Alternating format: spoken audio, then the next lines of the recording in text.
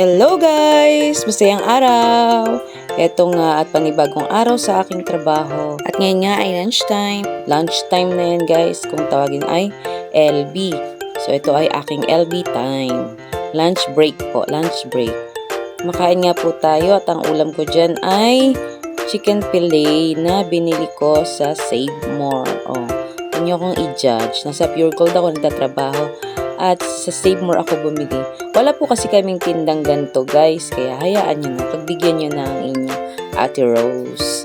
So ayan nga. Mag-isa nga ako kumakain ngayon. Kasi ang aking mga kasama ay hindi ko pwedeng kasabay sa pagkain. Dahil marami kaming i-receive ngayon na delivery. Kaya one at a time lang kami kung pakainin ng aming supervisor. At pagkabalik ko nga ay kakain naman ang aking kapalitan. So hindi talaga kami pwedeng magsabay-sabay ngayon.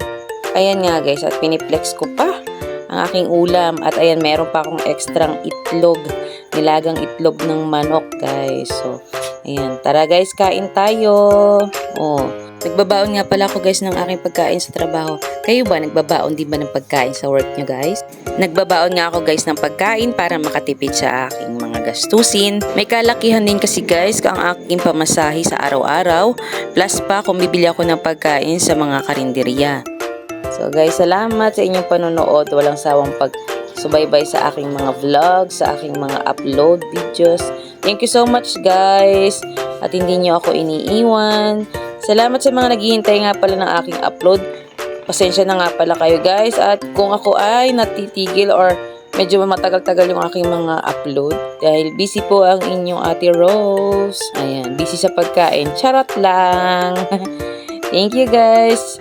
Ayan piniplex pa ni Ate Rose. Kakainin pa nga talaga. Akala ko nga merienda ko to pero hindi pala. Ekstrang ulam para sa aking tanghalian. Salamat!